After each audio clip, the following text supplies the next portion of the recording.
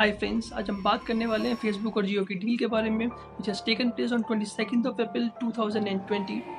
जिस डील की वजह से रिलायंस इंडस्ट्रीज के शेयर्स में भारी उछाल देखने को मिला एंड जिसकी वजह से मुकेश अंबानी फिर से एक बार एशिया के रिचेस्ट पर्सन बन चुके हैं। जैक मा जो है Alibaba.com के ओनर, उनको पीछे छोड़ के अभी उनकी टोटल नेटवर्थ जो होती है Forbes.com के हिसाब से वो है $53.4 बिलियन।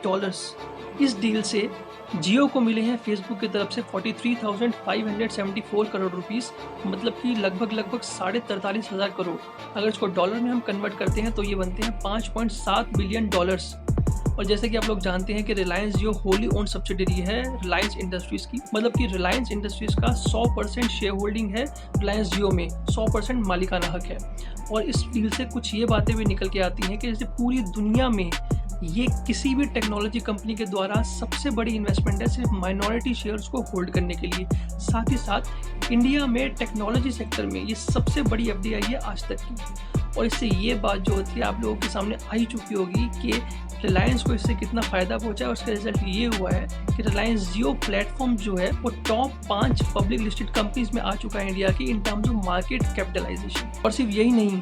रिलायंस जियो को मिला है व्हाट्सएप का साथ भी, मतलब कि एक कॉन्ट्रैक्ट, एक एग्रीमेंट हुआ है व्हाट्सएप के बीच में जो कि सब्सिडरी है फेसबुक की। जैसा कि आप लोगों को पता होगा कि कुछ टाइम पहले फेसबुक ने व्हाट्सएप को खरीद लिया था, तो व्हाट्सएप के बीच में एंड रिलायंस के बीच में एक एग्रीमेंट हुआ है, कॉन्ट्रैक्ट हुआ है, जिसमें ये लिखा है कि व्हाट्सएप सपोर्ट करेगा रिलायंस के ई कॉमर्स प्लेटफॉर्म जियो मार्ट को। आप में से कई लोग ये पूछेंगे कि जियो मार्ट है क्या। तो जियो मार्ट जो है वो एक तरह का ई कॉमर्स पोर्टल है जिसमें सर्विसेज जो होती है प्रोवाइड की जाएंगी। जैसे आपका अमेज़ॉन है, फ्लिपकार्ट है, ग्रोफर्स है, बिग बाज़ार है, बिग बास्केट है, ये सब ऐप्स हैं आप यूज़ करते हैं, इलेक्ट्रॉनिक पोर्टल्स हैं ये भी। वैसे ही जियो मार्ट कुछ टाइम पहले ही रिलायंस ने लॉन्च किया है, जिसमें ये कहा गया है कि ये डायरेक्ट कंज्यूमर्स को किराना स्टोर्स या ग्रोसरी स्टोर्स जो भी आपके नियर बाय हैं पूरी कंट्री के अंदर उनसे लिंक करेगा। इसको आसान शब्दों में ऐसे समझ सकते हैं कि अगर आपको कुछ भी किराने का सामान लेना है या आपको घर का कुछ भी सामान लेना है तो आपको जनरली मार्केट में जाना पड़ता है, वहाँ पेमेंट करनी पड़ती है और पेमेंट मोड भी जनरली कैश यूज़ करना पड़ता है एंड आपको सामान खरीदना पड़ता है, घर लेके आना पड़ता है। तो इसमें आपकी टाइम भी जाता है और आपकी मेहनत भी जाती है, जो कि दोनों ही बहुत इंपॉर्टेंट है आज की डेट में। तो रिलायंस इंडस्ट्री ने इसी डेफिशिएंसी को, इसी मुश्किल को दूर करने के लिए जियो मार्ट का प्लेटफॉर्म बनाया है। And as per the statement of Mukesh Ambani, लगभग 3 crore kirana stores all over the country वो इस प्लेटफॉर्म से जुड़ चुके हैं आपको सर्विस प्रोवाइड करने के लिए किराना और ग्रोसरी की। तो ग्रोसरी आपके घर में डिलीवर कर दी जाएगी आपके नियर बाय किराना स्टोर से या कहीं दूर से भी, as per your requirement and as पर दी अवेलेबिलिटी। तो चलिए आपको सुनवाते हैं कि मुकेश अंबानी ने इसको लेकर क्या कहा है। In the very near future, JioMart, Jio's digital new commerce platform, and WhatsApp will empower nearly 3 crore small Indian kirana shops to digitally transact with every customer in their neighborhood. This means all of you can order and get faster delivery of day-to-day items from nearby local shops. At the same time, small kiranas can grow their businesses and create new employment opportunities using digital technologies. तो ये सिर्फ एक part था पूरी statement में से मुकेश अंबानी की, but अगर आप पूरी स्टेटमेंट मुकेश अंबानी की सुनेंगे तो आपको पता लगेगा कि जो प्लानिंग है एंड पूरी की पूरी जो प्रमोशन है वो कुछ इस तरीके से किया गया है कि ये जो डील है फ़ायदा देगी सिर्फ और सिर्फ कंट्री को,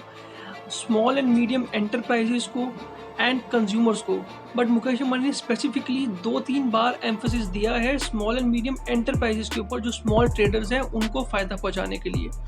बट एक चीज़ है जो मुकेश अंबानी ने अपनी स्टेटमेंट के अंदर नहीं बताई है, वो ये है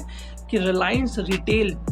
इंडिया का लार्जेस्ट रिटेल चेन है जिसके लगभग 10,901 स्टोर्स हैं पूरी की पूरी इंडिया के अंदर। एंड जो कोई भी किराना स्टोर्स आपके घर के आसपास का या दूर दराज का जो भी सर्विसेज या प्रोडक्ट्स प्रोवाइड करता है वो ये रिलायंस रिटेल भी प्रोवाइड करता है। एंड ये डील जब हो चुकी है, प्लेटफॉर्म आ चुका है, तो रिलायंस रिटेल भी इसमें कूदेगा ही। और ये जो सारा प्रमोशन हो रहा है कि ये जो डील हुई है इससे इंडियन इकोनॉमी को बूस्ट मिलेगा, इंडिया का जो डिजिटलाइजेशन का जो विजन है उसको बूम मिलेगा, ट्रेडर्स को हेल्प मिलेगी, कंज्यूमर्स को हेल्प मिलेगी, तो आप इससे अंदाज़ा लगा सकते हैं कि अल्टीमेटली जो होता है हेल्प किसको मिलेगी और किसका फ़ायदा होने वाला है। हाँ, ये है कि अभी भी कुछ मेजर प्लेयर्स हैं, कुछ काफ़ी ऑनलाइन प्लेयर्स हैं जो ये फैसिलिटीज़ प्रोवाइड कर रहे हैं, ऑनलाइन ग्रोसरीज और किराना प्रोवाइड कर रहे हैं, जैसे बिग बास्केट हो गया, ग्रोफर्स हो गया, बट बहुत ही जो है मेजर लेवल, बहुत ही मेजर मार्केट कवर नहीं करी है, क्योंकि इंडिया एक बहुत बड़ी मार्केट है एंड इसमें बहुत ज़्यादा स्कोप है इस प्रोडक्ट का, इस लाइन का, इस बिज़नेस का। और वैसे ही अब कोरोना वायरस पेंडेमिक चल रहा है, ये सब लोग घर पे बैठे हैं, सब लोगों ने घर पे जो है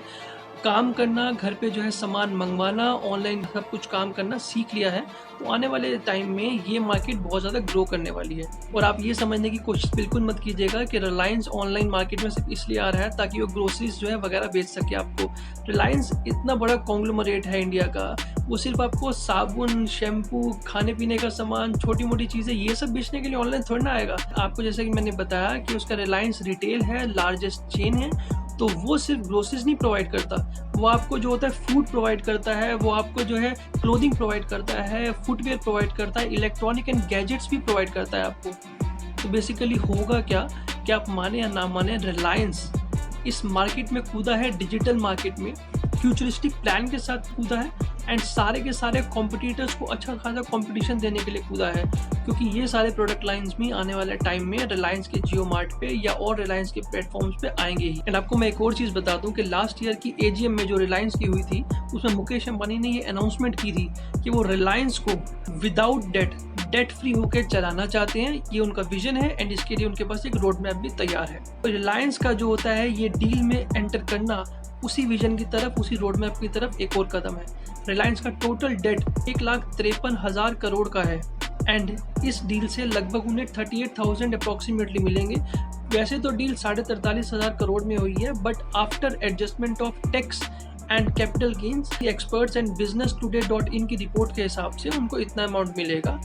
हो सकता है थोड़ा ऊपर नीचे हो जाए, बट ये अमाउंट को वो यूटिलाइज कर सकते हैं अपने डेट को रिड्यूस करने के लिए, जीरो डेट के विजन की तरफ बढ़ने के लिए। आपको प्राइमा फेसी यही लगेगा कि ये नॉर्मल सी डील है, फेसबुक और जियो के बीच में डील है, फेसबुक ने कुछ शेयर्स खरीदे हैं जियो के, उसके बदले उसका पेमेंट कर दी है, बट ऐसा है नहीं, इतना सिंप्लीफाइड है नहीं, ये बहुत ही कॉम्प्लिकेटेड है एंड अगर इसका डीप एनालिसिस आप करेंगे तो आपको पता लगेगा ये बहुत ही रेवोल्यूशनरी डील है। इस डील के अंदर सिर्फ फेसबुक और जियो ही इन्वॉल्व नहीं है, इसके अंदर व्हाट्सएप भी इन्वॉल्व है, इसके अंदर इंस्टाग्राम भी इन्वॉल्व होगा, इसके अंदर कॉन्ग्लोमरेट पूरा का पूरा रिलायंस इन्वॉल्व होगा एंड और भी स्टेक होल्डर्स भी इन्वॉल्व हो सकते हैं।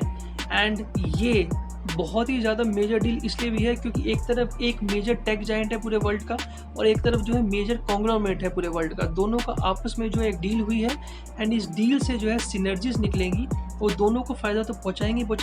बट इंडियन इकोनॉमी को भी काफ़ी फ़ायदा पहुंचा सकती हैं। एंड इस डील के फ्यूचर प्रोस्पेक्ट को देख के ये लगता है ये इंडिया के लिए काफ़ी अच्छी होने वाली है, इंडिया के डिजिटलाइजेशन विजन को आगे बढ़ा सकती है एंड इंडिया को डिजिटल लीडर बनाने में काफ़ी हेल्प करने वाली है। रिलायंस जियो को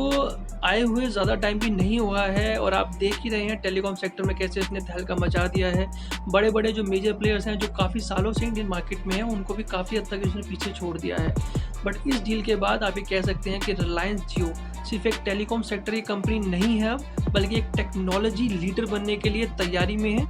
एंड इस तैयारी में फेसबुक से बेटर पार्टनर उसको नहीं मिल सकता था जब टेक्नोलॉजिकल वॉर इंडिया में चालू हो चुका है एंड आगे बहुत ही ज़्यादा सीवियर होने वाला है। तो फ्रेंड्स, अगर मैं चाहूँ तो इस टॉपिक के ऊपर और भी 10-12 वीडियो बना सकता हूँ, बट इस वीडियो को यहीं ख़त्म करते हैं और नंबर नहीं करते हैं। तो आपको अगर मेरी ये वीडियो अच्छी लगी हो तो लाइक का बटन दबाइए, सब्सक्राइब कीजिए एंड अगर आपका कोई भी सजेशन है, कोई भी आप बात में से शेयर करना चाहते हैं तो नीचे कमेंट बॉक्स में कमेंट करके मुझे बता सकते हैं आप। तो this is Nitin signing off, see you soon at YouTube.